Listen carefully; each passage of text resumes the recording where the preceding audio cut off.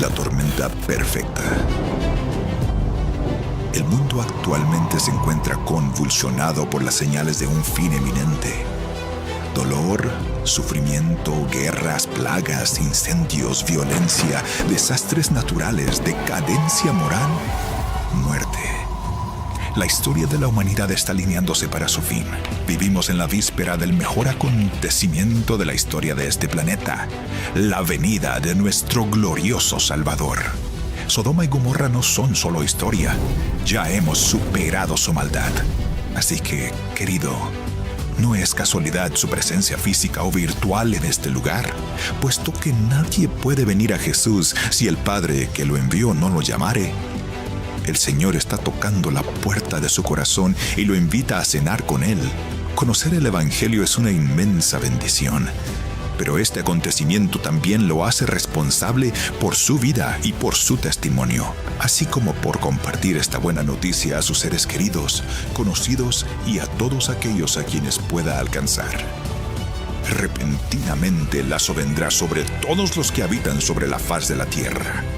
Velad, pues, en todo tiempo, orando para que seáis tenidos por dignos de escapar de todas estas cosas que vendrán y de estar en pie delante del Hijo del Hombre. El tiempo se termina. Las profecías están cumpliéndose frente a nuestros ojos. Todo señala que estamos muy próximos a una gran tempestad. La misericordia del Señor está a punto de ser cambiada por su ira. No permita que su propia vida y la de los suyos se ponga en riesgo por los truenos que ya conmocionan el horizonte. Entréguese a Cristo, porque su juicio ya ha sido señalado. Nuestro destino está en juego, y Dios nos ha mostrado cómo podemos evitar nuestra pérdida eterna. ¿Necesita saber cómo prepararse antes de que esta tempestad azote su vida? Acompáñenos en el desarrollo de este apasionante evento y descifremos juntos la manera cómo salir victoriosos de esta, la tormenta perfecta. Con ustedes, el pastor Juan Zurroca. Pues una vez más a este programa La Tormenta Perfecta. Gracias por estas muestras de cariño. Vamos a comenzar el programa de hoy con unas preguntas, las preguntas que vosotros habéis formulado, las preguntas que habéis hecho. La primera pregunta dice: ¿los elegidos saldrán de todas las denominaciones religiosas? Bien, hay un momento a partir del cual llamamos la crisis final, pero antes, en general, sabemos que aquellas personas, sean de cualquier religión o de ninguna, si no han podido conocer más, si no han podido escuchar algunos ni el nombre de Jesús, porque viven en países lejanos o en selvas, esas personas son juzgadas de Dios por Dios de acuerdo a su conciencia, como dice Romanos capítulo 2, versículo 14 en adelante, que dice: porque cuando los gentiles que no tienen ley hacen por naturaleza lo que es de la ley, estos, aunque no tengan ley, son ley para sí mismos, mostrando la obra de la ley escrita en sus corazones, dando testimonio su conciencia y acusándolos o defendiéndolos sus razonamientos. Por eso sabemos que Dios es justo y que sabrá hacerse cargo y salvar a todos aquellos que son de buen corazón. Ahora bien, llega un momento en el que nadie puede decir que no ha conocido, en el que nadie puede decir que nadie le explicó, que no sabe, porque el mensaje dará la vuelta al mundo. Llegará un día cuando toda la redondez de la tierra estará cubierta por la luz del mensaje de los tres ángeles. Habrá catástrofes naturales, habrá conmoción, la gente se hará preguntas, incluso habrá persecución y nosotros tendremos que dar razón de nuestra fe, que aunque no será popular, estará en los informativos, estará en los medios de comunicación. ¿Y por qué crees esto? En ese momento de la historia, cuando todo el mundo habrá escuchado el mensaje, ahí sí, Ahí viene el llamado salid de Babilonia y todos tendrán que abandonar sus iglesias para abrazar los 10 mandamientos, tal como están escritos en la Biblia, para unirse al pueblo remanente que lleva adelante la verdad de Dios. Por eso la respuesta sería, en la crisis final, sí, todos deberán unirse al remanente de Dios, al pueblo que tiene los mandamientos de Dios y la fe de Jesús. La segunda dice, los 144.000 son aquellos que vindican el nombre de Dios, y de ser así, ¿de qué manera lo hacen? Bien, Apocalipsis 7:14 nos dice que aquellos que salen de la gran tribulación, aquellos 144.000 vestidos de blanco, se dice, estos son los que han salido de la gran tribulación y han lavado sus ropas con la sangre del Cordero y las han emblanquecido. Apocalipsis 7:14. Esto significa que estas personas en vida, durante su vida, han lavado su carácter y lo han hecho santo, han alcanzado una santidad completa, no por mérito propio, porque eso es imposible, sino como dice el texto, con la sangre del Cordero. Es un milagro que está anunciado para ese tiempo del fin. Es verdad que habrá una gran tribulación, pero ahí servirá para purificar al pueblo de Dios. Cuando no tengas ningún apoyo humano, solamente el de Dios, la crisis te va a poner en el fuego como se ponen los metales para purificarlos. Y dice el texto, Él me probará y saldré como oro, dice el texto de Job. De manera que sí, es verdad, los 144.000 alcanzan un carácter perfecto en este mundo. Han sido sellados en sus frentes con el sello de Dios cuando fueron juzgados y declarados justos. Y una vez sellados con el sello de Dios, son inviolables. No podrán caer ni espiritualmente por medio de tentaciones, ni intelectualmente por medio de engaños. No podrán caer.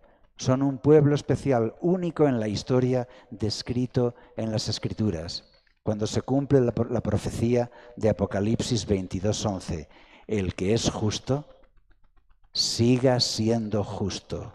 Ya no podrá caer, no podrá cambiar. Y el que es injusto, que siga siendo injusto. La gracia se cerró y ya no podrá salvarse. La siguiente pregunta dice, ¿podemos comenzar las fiestas, podemos conmemorar las fiestas que el pueblo judío celebraba, ya que según Daniel cesó el sacrificio y la ofrenda? Por supuesto, la ley levítica cambió porque ahora el Cordero del sacrificio es Jesucristo, es Jesús. Y a partir de ahí ya cesó el sacrificio y la ofrenda, ¿verdad? Sin embargo, Elena White, una autora inspirada, que después de la Biblia para mí es lo más.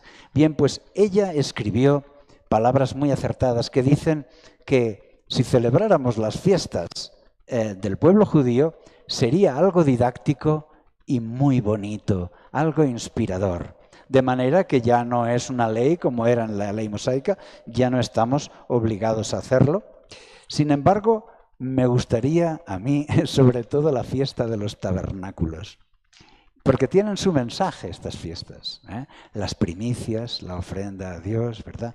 La Pascua, es muy bonito celebrar la liberación de Egipto. Imagínate la fiesta de los tabernáculos, que todos pasáramos algunas noches fuera, en tiendas de campaña, acampando, como un camp meeting ahí, las familias se reúnen, los hermanos conversan, ven temas bíblicos, los niños juegan con sus amiguitos, ¿verdad? Y en la noche los padres explican a los niños la historia del pueblo de Dios desde su principio hasta su final. Sería bonito, sería inspirador, ¿verdad? Pero, como dice el texto, cesó el sacrificio y la ofrenda. Es algo totalmente voluntario. Inspirador, pero voluntario. Cuarta pregunta dice, ¿cómo podemos llegar con las profecías bíblicas del tiempo del fin para nuestra familia y conocidos, si ellos no son cristianos? Bien, para mí fue espectacular descubrir la profecía de Daniel 2 y ver cómo efectivamente se había cumplido, ¿verdad? Y también la profecía de Daniel capítulo 7 de las 4 bestias. Fue para mí impresionante, hermanos, conocer la profecía de las 70 semanas y ver cómo cronológicamente, con años, con fechas, se cumplían todos esos eventos. Esa profecía es un verdadero milagro. Esa profecía no es solo una profecía. Cuando vemos que se cumplen esas fechas, es una evidencia incontestable de que este libro es un libro sobrenatural, hermanos. Por eso yo os animo a explicar a las personas no creyentes estas profecías como evidencias de lo sobrenatural. Y si veis que los prejuicios lo permiten, también la profecía de los 2300 años. A mí me ayudó, ¿verdad? Porque yo estaba muy en contra de las aberraciones que hizo el clero en el pasado y por eso no quería creer en la Biblia. Pero cuando comprendí los 2300 días, la supremacía papal y que Dios también estaba condenando esos crímenes, a mí se me abrieron los ojos. Así que esas 4 profecías las veo muy adecuadas. Y la última pregunta dice, ¿hay infiltración jesuita en las iglesias protestantes? Bien, hermanos, yo creo que esta pregunta tiene una respuesta muy fácil. Yo os volvería la otra pregunta diciendo, ¿creéis que hay algún sitio importante donde no haya infiltración jesuita? ¿Creéis que hay alguna iglesia o institución que tenga poder o que esté predicando la verdad y que no esté infiltrada por los jesuitas? ¿Qué os parece? ¿Es así? No hay ninguna que no esté infiltrada, porque ellos no tienen problemas de presupuesto, hermanos. Ellos pueden disponer del poder económico que necesiten, ¿verdad? Y tienen sus redes, están en miles y miles de obispados, ¿verdad? Alrededor del mundo. Y tienen tanta influencia que hasta hemos tenido un papa jesuita, ¿verdad? De manera que ellos están ahí, su poder de control es bastante importante y no creo que haya nada importante que no haya sido infiltrado por los jesuitas. Naciones Unidas, UNESCO, Organización Mundial de la Salud, esta iglesia, la otra. Y también te lanzo otra pregunta. Si tú fueras un estratega jesuita, ¿tú infiltrarías a la iglesia adventista? ¿Sí o no? ¿Lo harías? ¿Por qué?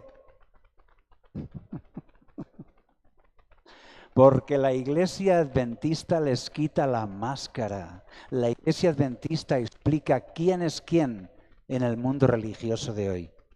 De manera que sí, yo también lo haría. ¿De acuerdo? Por lo tanto, creo que la pregunta está fácilmente contestada. Bien, hermanos, llega el momento de nuestro estudio, llega el momento de nuestro tema. Y es un tema titulado Profecías sobre Jerusalén y sobre el tercer templo. Vamos a poner las diapositivas, la presentación de imágenes. Aquí tenemos una vista de Jerusalén y la explanada del templo allá arriba, el sector del templo, ¿verdad?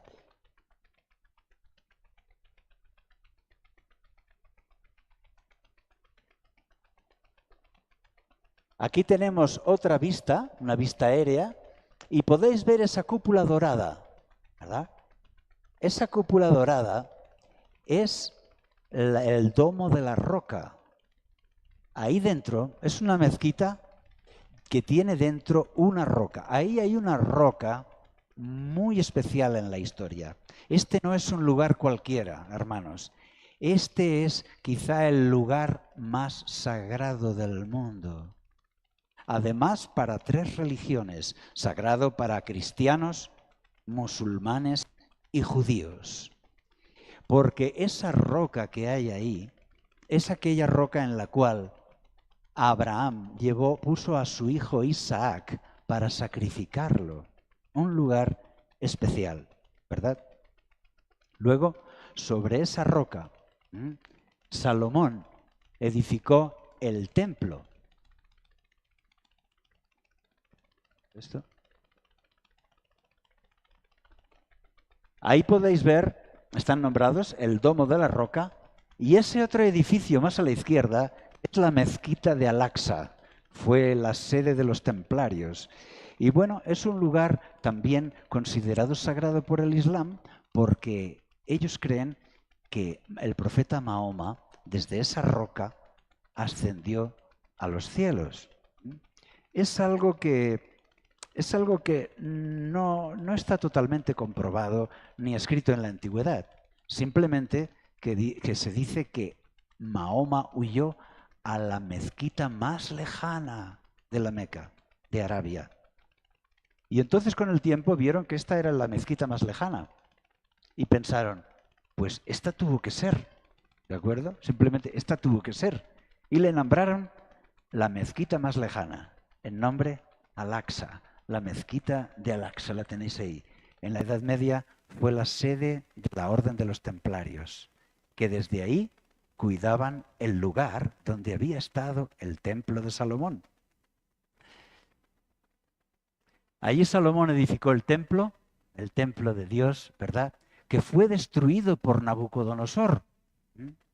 En el siglo VI fue destruido por Nabucodonosor, pero luego cuando los israelitas regresaron del exilio, reedificaron el templo en tiempo de Zorobabel.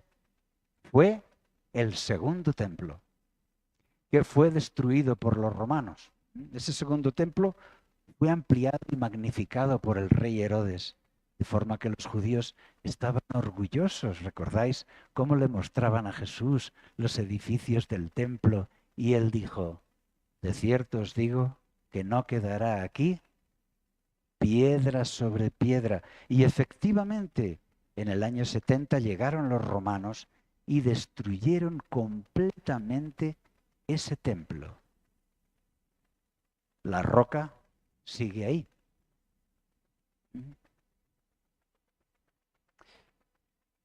Y sucedió que un emperador romano llamado Juliano II el apóstata, pues un día iba viajando hacia la guerra, hacia Persia, y pasó por Jerusalén.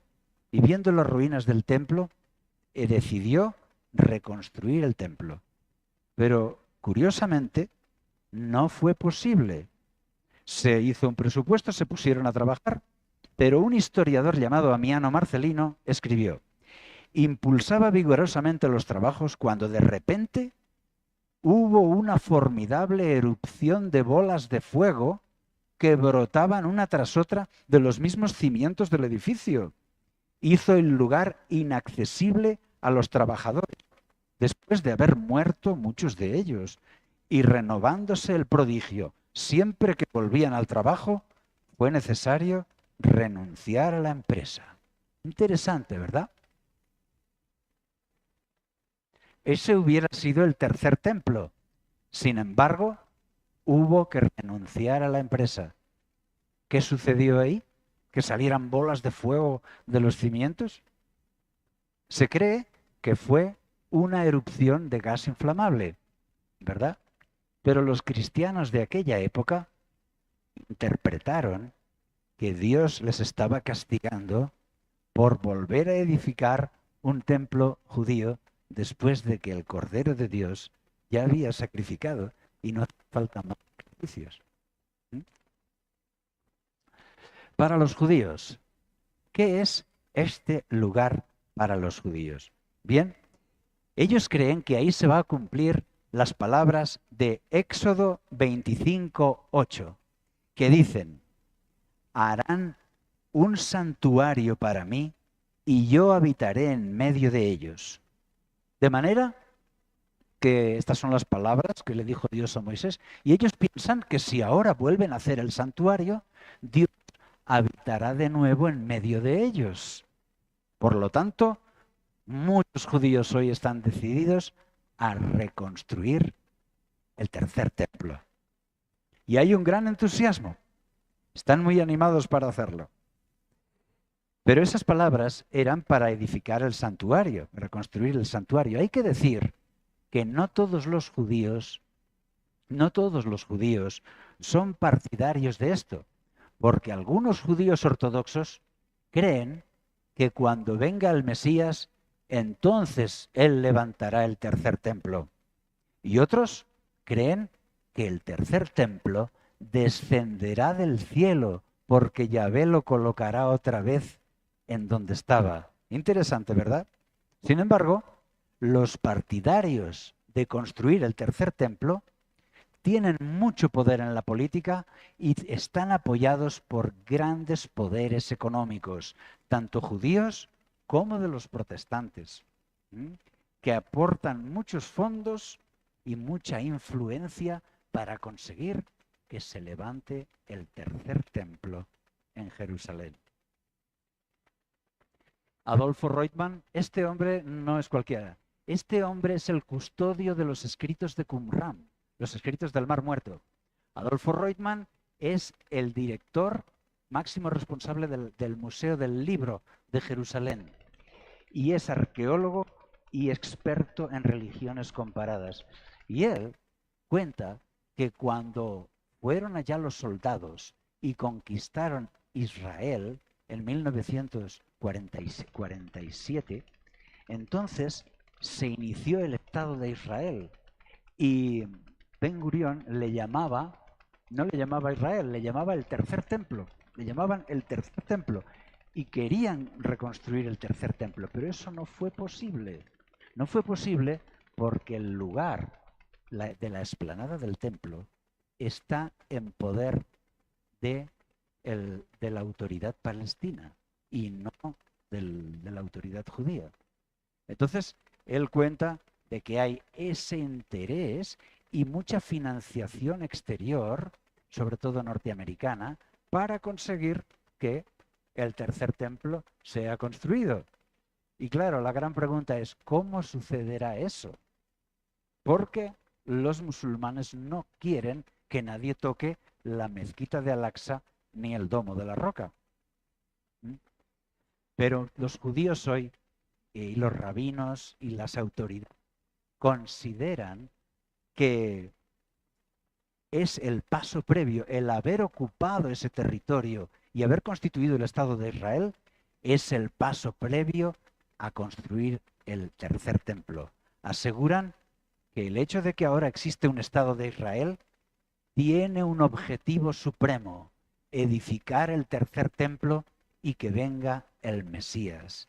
Y creen que entonces Jerusalén se convertirá en la capital del mundo y todas las personas de todas las religiones vendrán a adorar al Dios verdadero allí en el tercer templo de Jerusalén. Por eso es un tema candente, un tema de actualidad, porque hoy Israel está fuerte, tiene mano de hierro, tiene gran apoyo norteamericano y muchos están rogando que den un golpe de fuerza y que construyan el tercer templo. ¿Todo listo? Parece que todo está listo para eso. Por eso los musulmanes están con el temor de que haya un golpe de fuerza, los judíos ocupen la explanada del templo, quiten de ahí las mezquitas y construyan el templo judío de Jerusalén. Se considera que ese es el objetivo supremo. Y bien, ya está todo preparado. Está el Instituto del Templo, como veis ahí, el que es el paso previo a la edificación del tercer templo. El Instituto del Templo es una potente organización que tiene un museo ahí en la parte antigua de Jerusalén y que tiene también un centro educativo y tiene un centro de investigación. Ellos han investigado y han preparado todo como marca la ley de Moisés, según los escritos rabínicos. Tienen preparados el aceite, el vino para las libaciones, han preparado el candelabro, han preparado todos esos utensilios para colocarlos en el tercer templo. También el altar, el arca de la alianza, los vasos, los utensilios, todo está preparado. Y también la vaca roja que, según la ley de Moisés, para inaugurar el templo hay que sacrificar una novilla roja. Y según la Torá, ¿verdad?, no debe tener más de un solo pelo blanco. Si esa novilla tiene más de un pelo blanco en su cuerpo, es rechazada. Son así de estrictos, ¿verdad? Por eso es algo que deben tener listo, porque debe ser sacrificada y sus cenizas deben ser esparcidas por todo el templo para purificarlo, ser inaugurado y comenzar la nueva era del Mesías. Es bonito, ¿verdad? Es una historia bonita. Esta es la creencia ferviente de muchos judíos y de muchos cristianos también. Un granjero de Texas se especializó en esto y consiguió 5 novillas rojas perfectas, impecables para el sacrificio. Y las puso en un avión y llegaron al aeropuerto de Tel Aviv y están ahí esperando. ¿Sabéis que las piedras ya están talladas, preparadas para que en 48 horas, según dicen algunos, el templo sea montado? Tal como sucedió en los tiempos de Salomón, como dice la Escritura, que no hubo sobre el templo golpe de martillo ni de hacha, sino para manifestar una gran reverencia sobre el lugar. Todas las piedras fueron talladas y encajadas aparte, y cuando fueron llevadas al lugar, el templo se construyó piedra sobre piedra, perfectamente encajadas, sin golpear sobre ellas. Eso, hermanos, está preparado. Todo está listo. Muchos creen que si hubiera un golpe de fuerza militar y los judíos ocuparan la explanada del templo, y la verdad tienen ejército para eso, pues entonces en 48 horas con esas máquinas llegarían ahí los gigantes helicópteros del ejército, pondrían las piedras y en 48 horas sacrificarían la vaca roja, y entonces el tercer templo estaría listo y según ellos vendría el Mesías. Según los cristianos, ahora veremos, lo entienden de otra forma. Y es por eso que se han hecho monedas conmemorativas ya desde hace años. Tienen en una cara el tercer templo, lo veis ahí a la derecha, y en la otra cara de la moneda tienen la cara de Ciro el persa y de Donald Trump. Sí, sí, ¿podéis creerlo? Ciro el persa y Donald Trump. ¿Por qué? Porque Ciro el persa ayudó mucho a construir el segundo templo, ¿recordáis?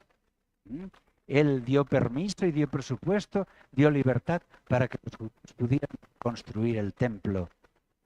Y en los tiempos modernos, nadie como Donald Trump, en su primer mandato, impulsó y apoyó la construcción del tercer templo. Y también puso su embajada, que estaba en Tel Aviv, la puso en Jerusalén, tratando de decir al mundo: yo apoyo que Jerusalén sea la capital judía y quién sabe si la capital mesiánica del mundo. Y por eso están ahí los que más apoyaron la construcción del templo. De forma que todo está listo. Hoy en día, con la superioridad militar que tiene Israel por encima de los palestinos, cualquier cosa es posible. Y esto podría suceder en cualquier momento. Esa persona que veis ahí es J.D. Vance, el número 2 del gobierno de Trump. Esta foto no es muy buena, pero he querido ponerla porque es el momento de su bautismo. Hace 6 años él se bautizó católico, se unió al catolicismo y es un católico ferviente. Y él ha declarado que quiere hacer todo lo posible para que se construya ese tercer templo. Dijo, estoy determinado a trabajar de modo que sea levantado el tercer templo de Jerusalén. Bien, dicho esto de paso, esa moneda que habéis visto es la moneda de medio siglo del templo. Es la moneda que está en el Evangelio que tenían que pagar todos los israelitas como impuesto al templo. La moneda que le pidieron a Jesús, ¿vuestro maestro paga el impuesto al templo? Y salió de la boca de un pez, ¿recordáis? La moneda de medio siglo era el impuesto, la moneda del templo.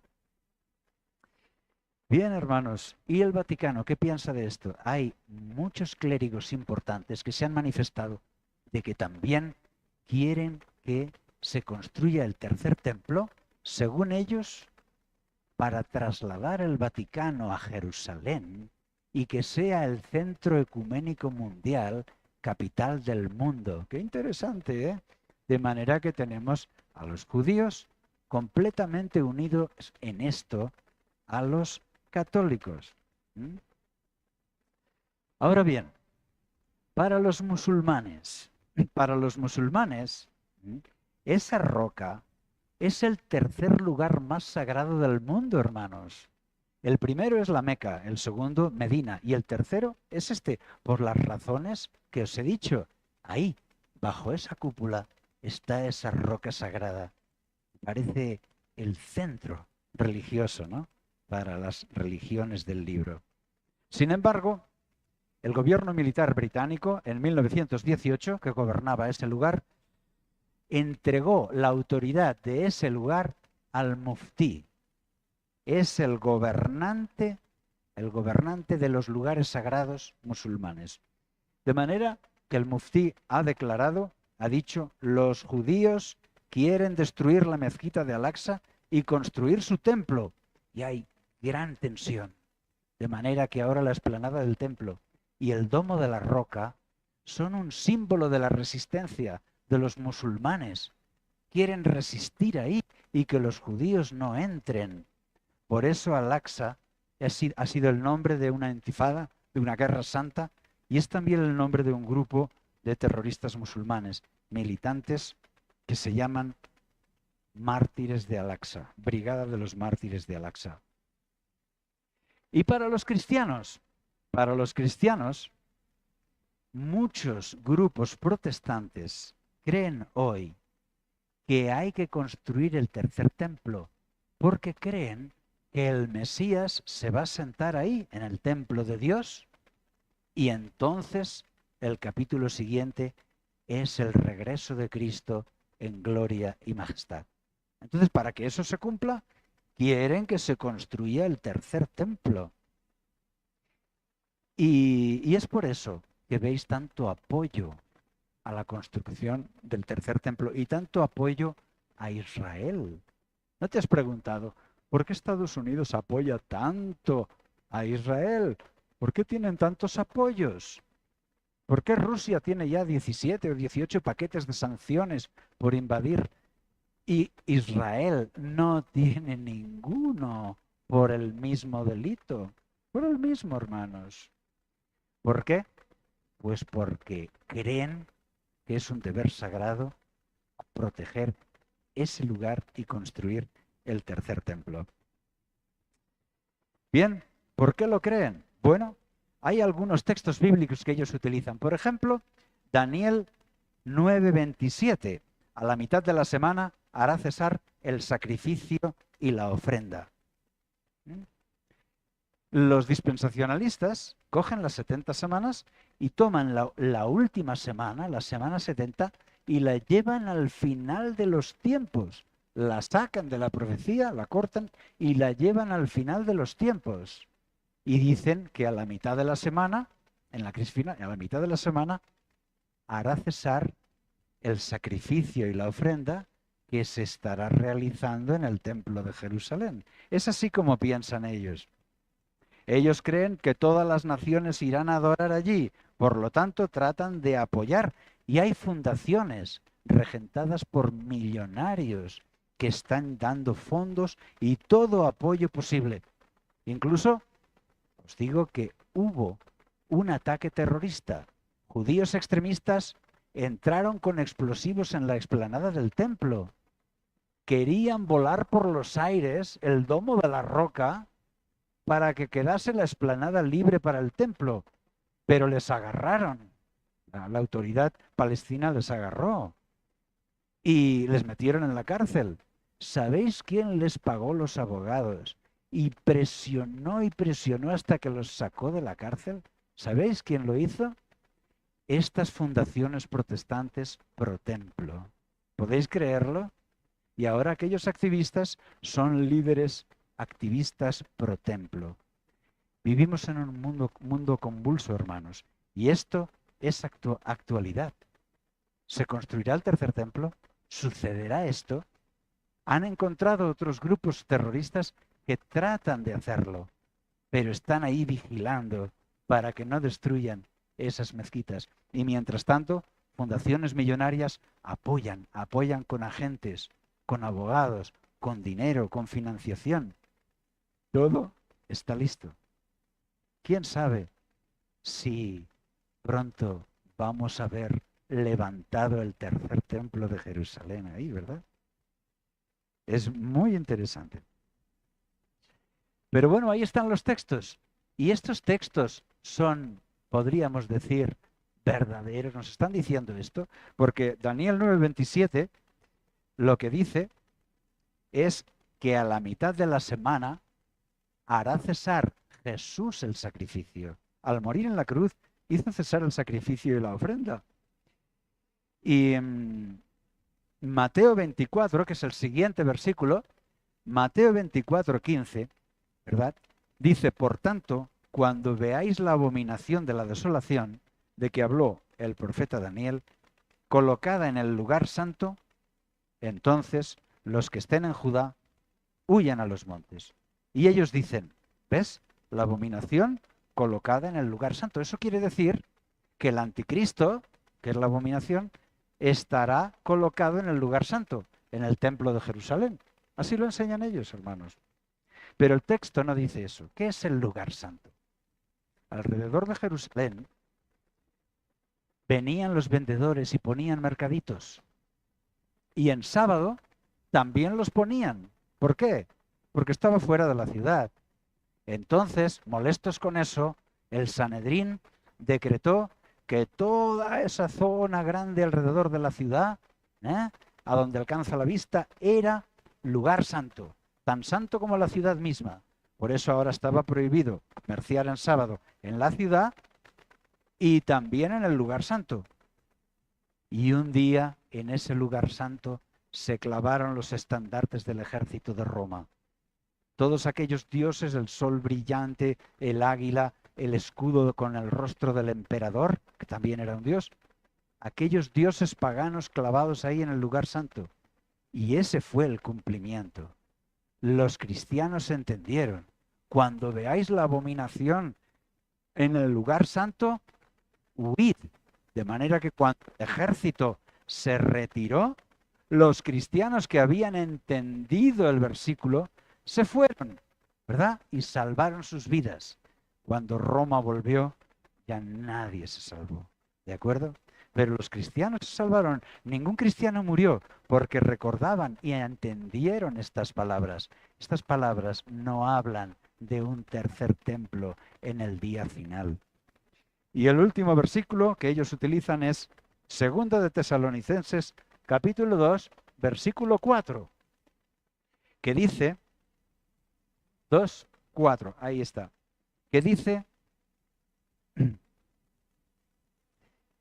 que nadie se engañe en ninguna manera, porque no vendrá sin que primero venga la apostasía y que sea revelado el hombre de pecado, el hijo de perdición, el cual se opone y se exalta sobre todo lo que se llama Dios o es objeto de culto, de manera que se sienta en el templo de Dios presentándose como si fuera Dios. Y ellos dicen, ¿ves? Es el anticristo, que se sienta en el trono de Jerusalén, que se sienta en el templo de Dios. ¿Qué podemos decir? Bueno, esto puede tener tres interpretaciones. Se pudo cumplir cuando Pilato, Poncio Pilato, llegó a Judea y puso en el recinto del templo de Jerusalén, puso una figura del emperador Tiberio, sentado allí, para que todos le adorasen. ¿Tú te imaginas? Es decir, tú vas al templo, puedes adorar a Dios, pero también puedes adorar al emperador Tiberio. Y él pretendía que eso funcionase así. Los judíos se rebelaron y se amotinaron y fueron delante del palacio de Pilatos. Y Pilatos dijo, no voy a quitar la estatua. Ahí está el emperador para que le adoréis. Y ellos no quisieron, ¿no? No quisieron, se rebelaron y hubo que quitar esa estatua, hermanos. Bien, ese pudo ser un cumplimiento, porque hay un Dios falso sentado en el templo de Dios, ¿verdad? En esa ocasión el emperador estaba sentado en el templo de Dios haciéndose pasar por Dios, como dice el versículo. Otra vez que se pudo cumplir esto, otro cumplimiento, pudo ser cuando el Papa Juan 22, no 23, Juan 22, fue el de la famosa frase que está dedicada a él, nuestro Señor Dios el Papa. Era en tiempos de Juan 22. Nuestro Señor Dios el Papa, es decir, sentándose, haciéndose pasar por Dios en el Vaticano, que para ellos es el templo de Dios, el máximo templo de Dios. Esa podría ser también un cumplimiento. Y uno tercero podría ser también el anticristo. Podría ser la interpretación que dan estos protestantes. Se levantará el tercer templo, el anticristo se sentará ahí haciéndose pasar por Dios. ¿De acuerdo? ¿Sucederá esto? ¿Quién sabe? Puede ser que no. Pero te digo una cosa. ¿Tienes tú ganas de apoyar la construcción de un templo para que se siente el anticristo? ¿Cómo te sientes? Por favor, si el anticristo quiere sentarse en un templo, que lo construya él, ¿no te parece? Me parece que esto es torcer la escritura. Bien, hermanos. Jesús habló del tercer templo. Jesús dijo que el tercer templo era su cuerpo, ¿recordáis? ¿Recordáis el texto? Dice Juan capítulo 2, 19 y 22. Dijo que respondió Jesús y les dijo, destruid este templo y en 3 días lo levantaré. Dijeron luego los judíos, en 46 años fue edificado el templo y tú en 3 días lo levantarás. Mas él hablaba del templo de su cuerpo. Por tanto, cuando resucitó de entre los muertos, sus discípulos se acordaron de que había dicho esto y creyeron la escritura y la palabra que Jesús había dicho. Hermanos, el templo físico no es importante, porque ahora Jesús es el templo. Él está en el cielo, Él es nuestro intercesor, Él es el sacrificio, Él es el sacerdote, Él es el templo, hermanos. En el Nuevo Testamento, el templo físico no es importante. Y aquí tenemos este gráfico. Antiguo pacto, templo físico. Nuevo pacto, Jesús. Ya no necesitamos el templo físico. Un segundo punto es que el velo se rasgó en dos de arriba abajo. ¿Recordáis? El texto es Mateo 27, 50 y 51. Dice así, Jesús, habiendo otra vez clamado a gran voz, entregó el Espíritu, y aquí el velo del templo se rasgó en dos de arriba abajo. Quedaba descalificado el templo físico, porque el verdadero Cordero ya había sido sacrificado. Se acabó la ley levítica. Ahora nuestro Salvador es Jesús. Él es el Cordero. El templo físico no es importante.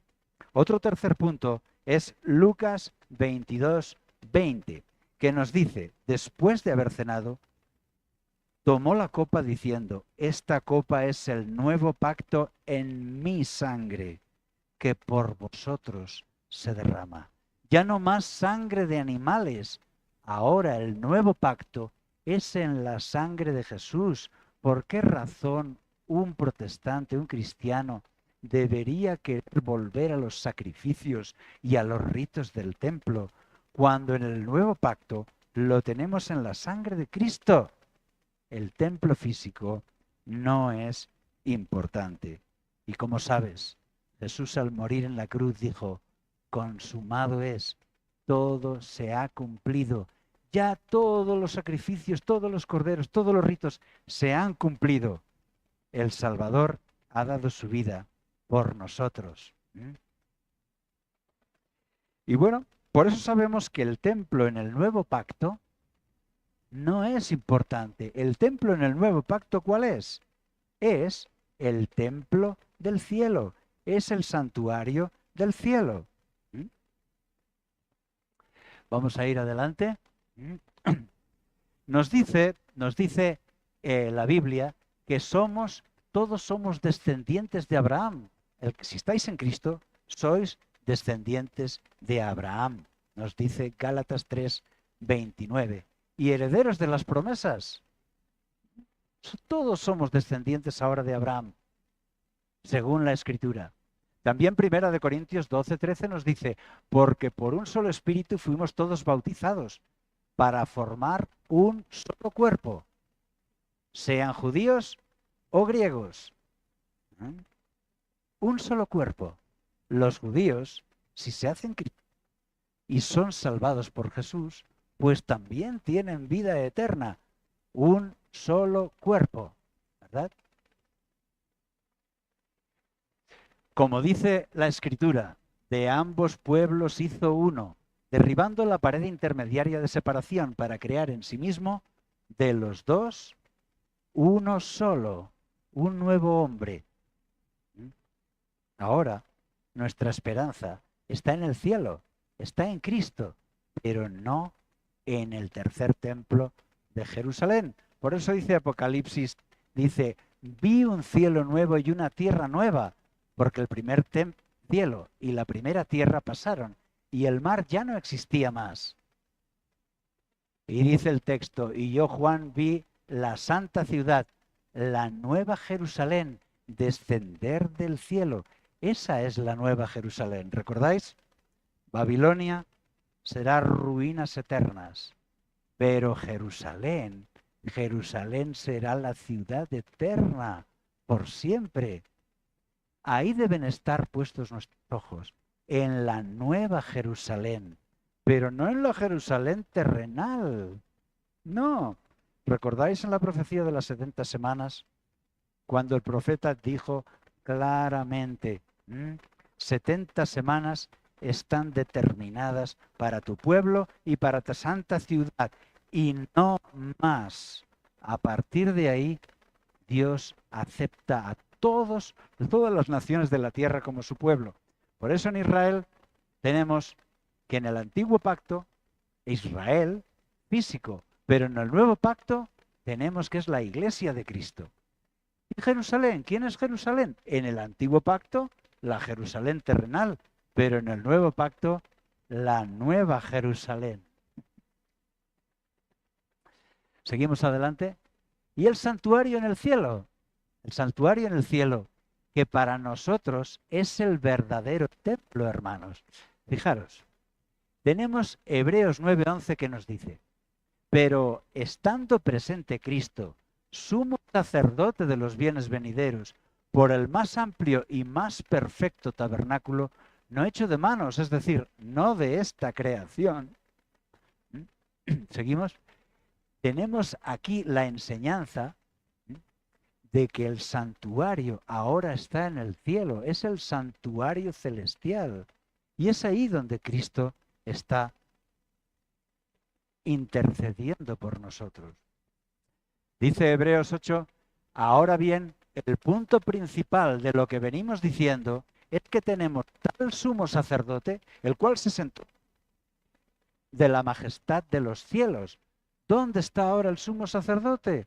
Arriba en el cielo, intercediendo por nosotros. Claro que sí. Hebreos 8 nos dice, y él, y es ministro del santuario y de aquel verdadero tabernáculo que levantó el Señor y no el hombre. ¿Cuál es el verdadero tabernáculo? El verdadero, el que levantó el Señor y no el hombre. Por eso debemos tener claro que en la perspectiva del Nuevo Testamento, el templo es el santuario celestial, donde Cristo es sumo sacerdote. Por eso ahí tenemos que Israel en el antiguo pacto es el físico, pero en el nuevo es el Israel, la iglesia de Cristo. Jerusalén en el antiguo pacto era Jerusalén terrenal, pero ahora es la nueva Jerusalén. Y el templo fue el santuario terrenal, pero en el nuevo pacto es el santuario celestial, el verdadero tabernáculo. Siguiente, ahí tenemos el santuario. Y cuando digo esto, que no tenemos que fijarnos en la Jerusalén física, que no debemos de poner nuestras esperanzas en el tercer templo que se construya. Yo sé que muchos de los hermanos que nos escuchan van a estar chocados, ¿verdad? Van a estar decepcionados, ¿verdad? Pero hermanos, esto es lo que enseña la Escritura. Escrito está, nuestra esperanza está en el santuario celestial. El templo era figura y sombra. Por eso podemos decepcionarnos, pero decepcionarse no es malo si aprendemos una verdad. Mi amiga Lucero era una persona que odiaba a la iglesia adventista. Le habían dicho que éramos fanáticos. Así que Lucero precisamente vivía en la calle que estaba la iglesia adventista de Aluche, en Madrid, y ella veía la iglesia y apretaba el paso, no le gustaba. Pero cuando llegaba a su casa, le habían dicho que éramos fanáticos, pero cuando llegaba a su casa, veía Logos TV. Y veía y le gustaba y se hizo fan. Y se hizo fan. Y pidió estudios bíblicos y recibió estudios bíblicos. Y se dio cuenta de que Logos TV era adventista. Madre mía, qué chasco se llevó. Pero ella siguió aprendiendo, porque ella quería obedecer a la Biblia. Siguió aprendiendo y Lucero fue bautizada adventista. Y su hermana Selene también. Y se bautizó en aquella misma iglesia que pasaba por delante maldiciendo, pues en esa misma se bautizó, hermanos, y fue una gran misionera. Y Dios espera que todos nosotros hagamos lo mismo. El santuario terrenal y el templo era un símbolo de lo que hay en el cielo. ¿Y qué hay en el cielo? Bueno, pues tenemos el altar del sacrificio, que simboliza el sacrificio de Jesús. Tenemos la pila del agua, que los sacerdotes hacían sus lavamientos antes de empezar el rito, y significa el bautismo de Jesús. Jesús fue bautizado en agua y luego fue sacrificado en el altar. Y cuando fue sacrificado, entró en el cielo, porque el tabernáculo, la tienda, representa el cielo. Ahí dentro todo es de oro y las cortinas están bordadas con ángeles. El candelabro de los 7 brazos, que significa que Jesús nos da luz, desde ahí nos da luz para que aprendamos la verdad. Hay una mesa con los panes, que significa que Dios nos da el pan de vida, como dijo Jesús. Yo soy la luz del mundo, yo soy el pan de vida. Luego está el altar de incienso de la intercesión para pedir el perdón por nuestros pecados, hermano. Y ahí Jesús, como sumo sacerdote, pone de su sangre e incienso sus oraciones delante del arca, porque el arca representa el trono de Dios. Al otro lado de aquella cortina está el arca. El arca con su ley, los 10 mandamientos, representa la ley de Dios, pero también el propiciatorio, donde se derrama la sangre, gana el perdón. De manera que el arca está representando a Dios en su trono, hermanos. En el cielo no hay un arca. En el cielo está Dios en su trono y delante de él Jesús, en el altar de incienso, consigue el perdón de nuestros pecados. Amigo, tienes un amigo en el santuario. Tú tienes un amigo allá para ganar el perdón de tus pecados. Y así, estos símbolos están representando lo que hace Jesús en el cielo. Los dos primeros, que estaban fuera en el patio, la obra de Jesús en la tierra, su bautismo y su sacrificio en la cruz.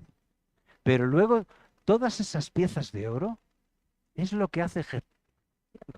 Enviarte luz desde el candelabro, enviarte fuerzas, los panes.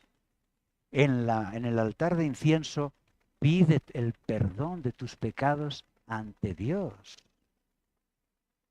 Hermanos, tú puedes considerar que tienes pecados, pero si tú te entregas a Dios, hermano, si tú te entregas a Dios, puedes confiar que Él se encargará de todo, de perdonarte y de santificarte, de mejorar tu obra. Mi amigo Santi compró una casa ilusionado, me dijo, mira, he comprado una casa, ven a verla. Y yo cuando la vi pensé, madre mía, qué ruina, esto es un desastre, una ruina. Pero él estaba ilusionado, voy a hacer esto, voy aquí pondré la cocina, aquí pondré tal. Y yo, pues pensaba para mí, que Dios te ayude. Sonreía, pero que Dios te ayude, hermano. Oye, cuando él terminó su casa, estaba preciosa, todo nuevito, todo precioso, bonito. Y te digo que esta es una lección para tu vida espiritual. Tú eres una ruina, igual que yo. Pero si tú te entregas a Dios, entonces Dios dice, sí, es una ruina, pero ahora es mía. Ahora es mía. Y ahora yo la voy a poner bonita. Y voy a transformar esta vida. Y va a ser radiante, llena de santidad, llena de alegría, llena de esperanza.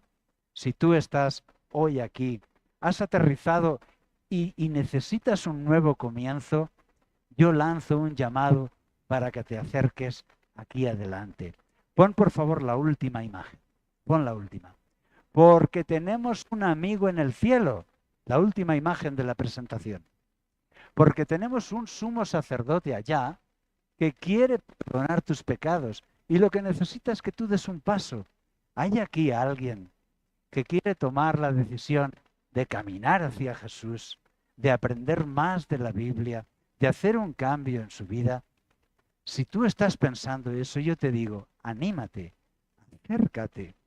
acércate, ven aquí adelante para que podamos tener una oración especial por tu vida. No tengas vergüenza, estamos aquí en familia, pero si tú quieres comenzar de nuevo, quieres recomenzar tu vida con Cristo, acércate, ven aquí adelante para que podamos atenderte, para que podamos orar por ti, tener esta oración especial. Todos nosotros somos una ruina, ¿verdad? A los ojos de un Dios santo, todos somos una ruina. Pero Jesús nos compró con su sangre. Cuando murió en la cruz, Jesús nos compró con su sangre. Y ahora, si arreglar la casa, Él va a poner su propiedad bonita como Él sabe hacer. Por eso, si tú tienes ganas de hacer un cambio en tu vida, si tú sientes que debes cambiar, que debes ponerte en las manos de Dios, yo te animo a que vengas aquí. Si tú no has sido bautizado, pero te gustaría bautizarte un día y recomenzar tu vida con Dios, ponte en pie, por favor, acércate aquí para que tengamos una oración. Vamos a tener un tema musical. Yo voy a orar, que tú puedas ponerte en pie y venir.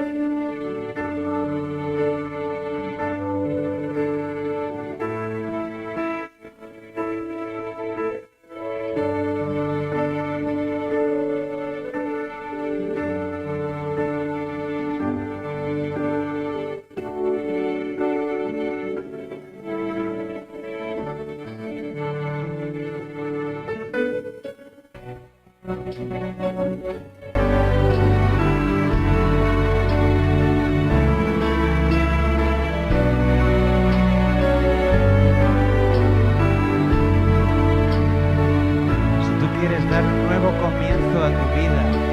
Ponte en pie y acércate, porque estamos abiertos. Acércate.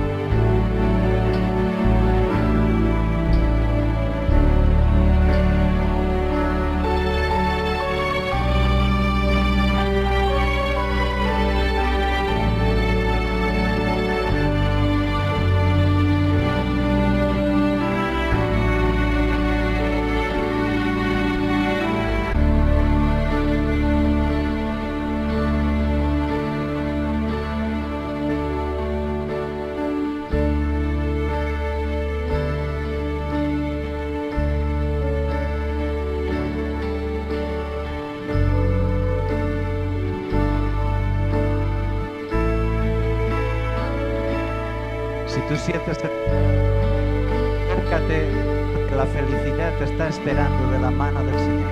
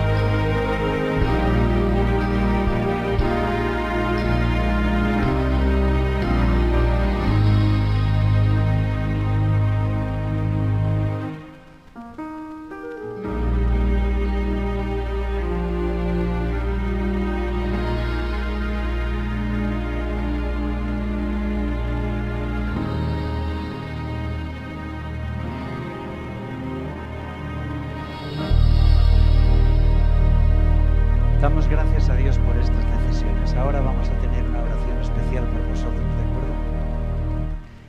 Amado Padre que estás en el cielo, Señor, te damos muchas gracias porque estas personas han decidido acercarse a ti. Ahora te pedimos, Señor, que tú les guíes en su camino, que tú les bendigas y les protejas, que tú les hagas felices, Señor, siempre de la mano contigo, que puedan superar todas las pruebas que la vida les presenta, que puedan superar también esos tiempos de amargura que nos llegan en la vida en compañía de tu mano, Señor, a tu lado. Ahora te rogamos, Señor, que tú les bendigas para que sigan siendo fieles a ti hasta el día en que tú vengas y nos vayamos contigo al cielo, que te lo rogamos en el nombre de Jesús. Amén. Van a tomar vuestro nombre y vuestro teléfono para asegurarnos de que estáis bien atendidos, que tenéis todo el material que podáis necesitar de libros, de revistas o de estudio bíblico para seguir aprendiendo de la palabra de Dios. Y a todos vosotros, gracias por estar aquí esta noche. El tema de mañana se titula La hora del incienso, la experiencia asombrosa de la oración verdadera. Así que hasta mañana a la misma hora, que Dios os acompañe.